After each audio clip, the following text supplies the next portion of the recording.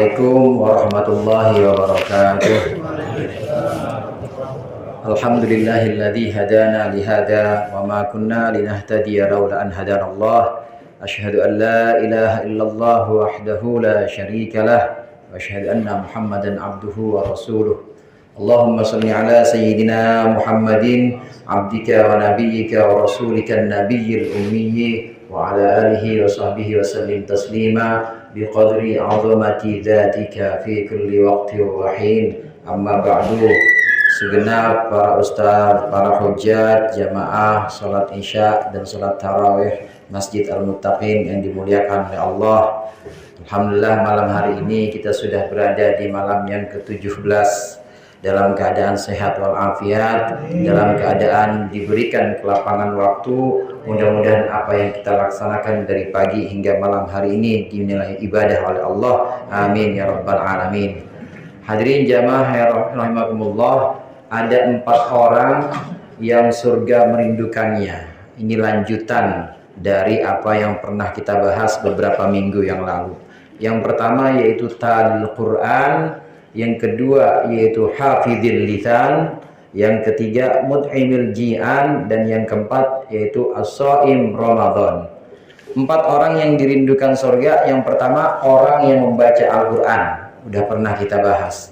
Kemudian yang nomor 3 dan nomor 4-nya mut'imil ji'an, orang yang memberikan makan orang miskin atau orang yang kelaparan, sebagaimana yang sering dilaksanakan di bulan-bulan Ramadan. Masjid-masjid, musola-musola, langgar-langgar biasanya menyediakan takjil. Betul.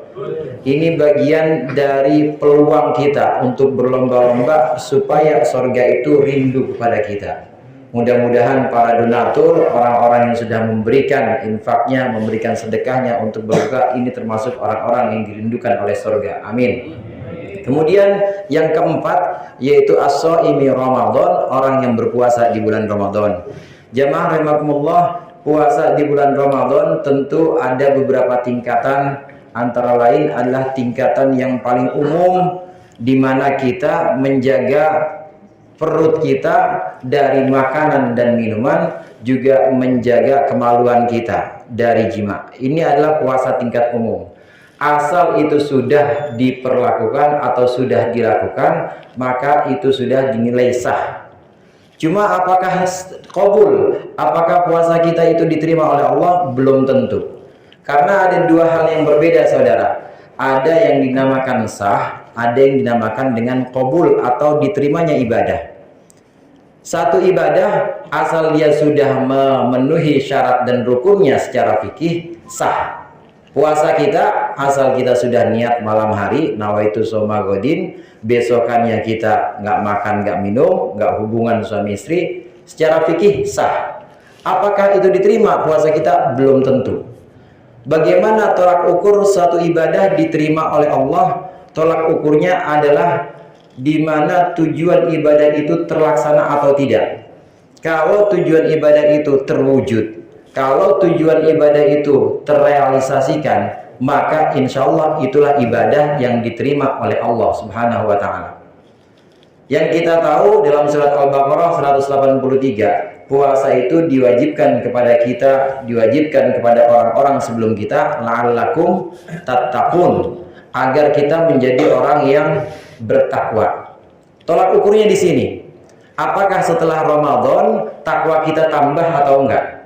Kalau takwa kita setelah Ramadan tambah, kalau setelah puasa kemudian kita semakin merasa takut kepada Allah, maka insya Allah itu puasa kita bukan cuma sah, tapi juga diterima oleh Allah. Amin. Ini adalah tolak ukur yang namanya tolak ukur qabul atau diterimanya satu ibadah. Contoh lain, sholat misalnya. Sholat itu tujuan utamanya tanha anil fahsyai wal mungkar, mencegah dari perbuatan keji dan mungkar. Seseorang yang sholat, dia sudah memenuhi syarat dan rukunnya, tutup aurat udah, pakai sarung, BHS, atau pakai jubah, atau pakai gamis, menghadap kiblat udah, wudu udah, rukun-rukunnya, Fatihah dia sudah baca, surat-suratnya dan bacaan-bacaan lain sudah dia tunaikan semua. Apakah sah secara fikih? Sah. Apakah diterima sholatnya oleh Allah? Belum tentu. Lihat tolak ukurnya. Apakah sholatnya itu bisa mencegah dia dari perbuatan keji atau mungkar atau tidak? Jika sholatnya bisa mencegah dia dari perbuatan keji dan mungkar, maka sholatnya dianggap sholat yang sah sekaligus sholat yang diterima oleh Allah Subhanahu wa Ta'ala. Ini tolak ukur diterimanya satu ibadah berbeda dengan tolak ukur fikih, yaitu sah atau tidaknya ibadah. Kembali kepada puasa. Puasa di bulan Ramadan ini, asal kita sudah memenuhi syarat dan rukunnya, kemudian kita keluar dari Ramadan semakin menjadi orang yang bertakwa, maka insya Allah kita termasuk as-shaimi Ramadan, termasuk orang-orang yang berpuasa di Ramadan, dan yang diterima puasa kita, diterima ibadah kita di bulan Ramadan, kalau memang terwujud la'allakum tattaqun.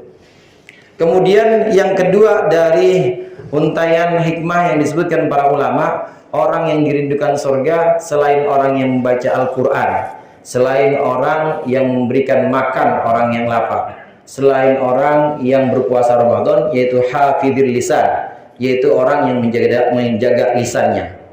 Hadirin jamaah rahimakumullah, lisan atau lidah tidak bertulang, betul? Kata peribahasa kan lidah tidak bertulang. Ini memang satu ciptaan Allah yang luar biasa. Dia kecil, cuma manfaatnya itu sangat dahsyat. Dia kecil, cuma mudaratnya itu juga bisa sangat berat. Meskipun hanya seonggokan daging, meskipun hanya satu helai organ yang ada di mulut kita, tapi lisan ini adalah satu ciptaan Allah yang sangat luar biasa yang ada pada jasad kita manusia. Sebab lisan ini, karena lidah ini, karena lisan ini, maka seseorang bisa dianggap orang yang mukmin atau orang yang muslim dan sah semua pengakuannya. Kalau orang sudah mengucapkan asyhadu an la ilaha illallah wa asyhadu anna muhammadar rasulullah, itu pakai lisan. Jika dia sudah mengucapkan itu, maka sudah ada batas antara dia dengan kekufuran, maka dia termasuk orang mukmin saudara kita. Dia adalah orang yang harus dijaga kehormatannya, yang harus dijaga hak-haknya sebagai muslim, karena sudah syahadat. Syahadat yang melakukan lisan.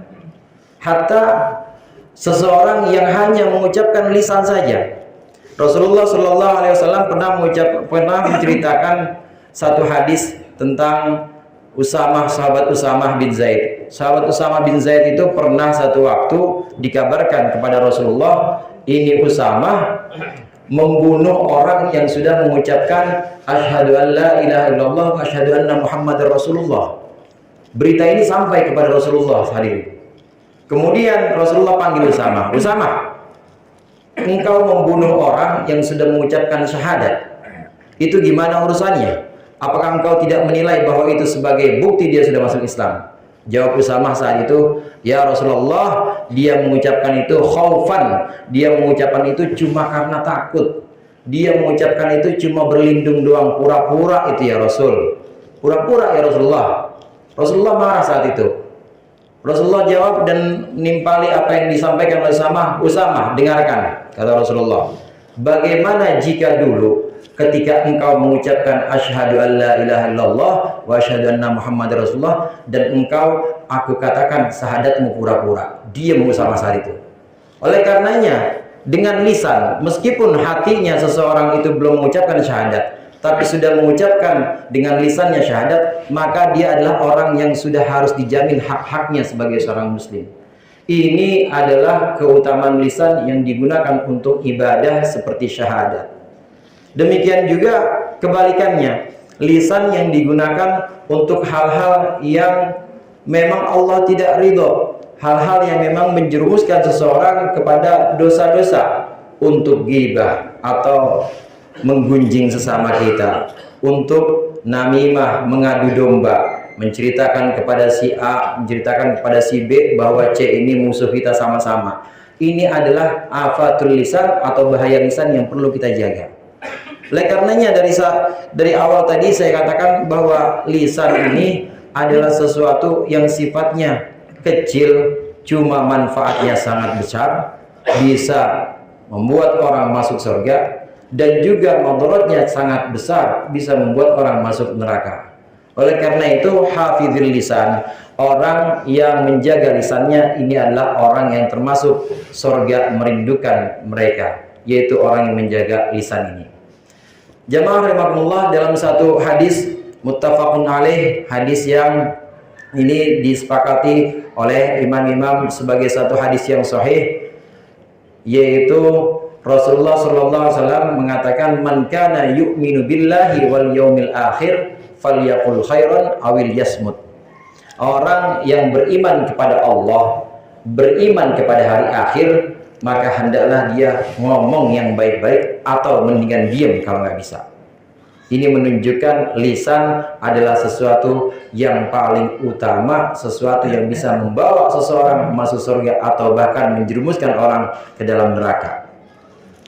Ini yang hadis yang pertama. Kemudian yang kedua, dalam satu hadis juga Rasulullah menyebutkan, ala ukhbirukum bi aysaril ibadah. Wahai sahabat-sahabat, apakah kalian ingin aku beritahukan satu ibadah yang paling mudah untuk kalian? Maka sahabat jawab, tentu ya Rasulullah. Apa ibadah yang paling mudah itu? Husnul khuluq wassumt, yaitu menjaga akhlak kita dan diam. Jamaah rahimakumullah, inilah yang disebut dengan diam itu emas. Ketika orang sudah terlalu banyak berbicara, bicaranya sudah tidak karuan, sudah banyak yang berkomentar, komentarnya juga sudah tidak pada tempatnya, maka diam saat itu adalah emas. Lebih baik diam, lebih baik kita melafadzkan hal-hal yang yang bermanfaat untuk kita, yang sudah jelas bermanfaat dan sudah dituntun oleh Rasulullah, yaitu zikir. Kalimatani khafifatani fil lisan, thaqilatani fil mizan, kata Rasulullah. Ada dua kalimat yang di lisan, di lidah itu enteng tapi berat bobotnya, yaitu subhanallah bihamdi, subhanallahil azim. Udah mendingan zikir aja daripada harus kita berkomentar, daripada harus kita menggunjing, maka hindarkan perbuatan-perbuatan. Ini yang dinamakan dengan hafizul lisan. Kemudian dalam satu kesempatan, hadirin, Rasulullah juga pernah mengatakan bahwasannya lisanul mu'min wara'a qalbihi wa lisanul munafiqi amama qalbihi. Lisannya orang mukmin, lisannya orang Islam itu di belakang hatinya, sedangkan lisannya orang munafik itu di depan hatinya. Maksud dari ini, dari sabda Rasulullah, yang dimaksud itu lisan seorang mukmin itu ada di belakang hatinya, artinya sebelum dia mengucapkan dengan lisan, sudah dia timbang-timbang dulu dengan hatinya.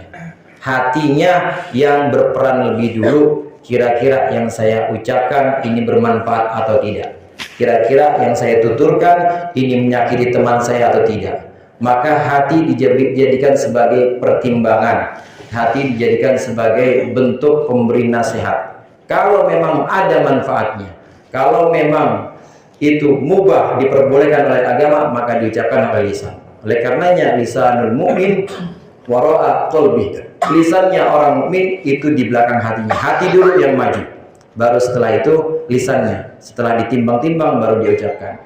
Nah sebaliknya, lisannya orang munafik itu amama qalbi. Lisannya orang munafik itu di depan hatinya. Ngomong aja ngomong pokoknya. Dipikirkan apa enggak? Enggak. Dia nanti baru dia pikirkan setelah dia ucapkan, setelah dia omongkan. Ada yang sakit hatinya sebab lisannya, ada yang tidak berkenan atau yang marah gara-gara komentarnya, baru dia pikirin yang kayak begitu. Ini adalah lisannya orang munafik. Hafizul lisan, orang yang menjaga lisan, ini adalah termasuk orang-orang yang dirindukan oleh surga. Jamaah rahimakumullah, di bulan Ramadan yang tinggal tersisa beberapa hari ini, marilah sama-sama kita tingkatkan lagi puasa kita. Bukan hanya puasa menahan lapar dan haus saja, tapi juga menahan lisan kita. Menahan dari lisan kita dari apa-apa yang tidak bermanfaat, menahan lisan kita dari sesuatu yang bisa menyakiti orang lain, menahan lisan kita dari sesuatu yang Allah tidak ridho. Mudah-mudahan kita terus istiqomah menjalankan amalan-amalan Ramadan, dan Allah bimbing kita hingga di akhir Ramadan, dan Allah masukkan kita ke bulan Syawal seperti bayi yang dilahirkan oleh ibunya. Mudah-mudahan bermanfaat. Allahul muwaffiq ila aqwamit thoriq. Wassalamualaikum warahmatullahi wabarakatuh.